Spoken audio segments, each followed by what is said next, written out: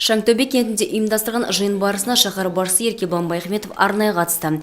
Онда өткен кезеңнің қорытындылары жарияланып, кент әкімі Ержан Мұқанов тұрғындар алдында есебін жасады. Кәсіпкерлік бағытында атқарылған жұмыстар сөз болды.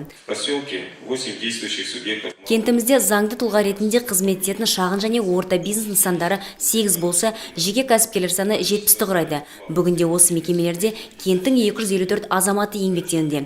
Есепті кезеңде бизнестің жол картасы 2020 бағдарлама шеңберінде 2 жоба іске асырылды. Олар тұйық циклді қондырғыда балық өсіру бойынша және бетоннан мәрмәр материалдар мен басқа да цемент құм бұйымдарын дайындауға Систром компаниясының технологиясын сатып алу жобалары. Баяндама жалғасында кент әкімі ауыл шаруашылығы, жұмыспен қамту және әлеуметтік қорғау, білім беру, мәдениет және спорт, құқықтық тәртіп және коммуналдық шаруашылық салаларындағы жұмыс нәтижелерін айтып өтті. Сонымен бірге тәуелсіздік мерекесі қарсаңында көптен күткен қазандықтың іске қосылуы шаңтөбеліктер үшін өткен жылдың маңызды оқиғасы болған алға тартты.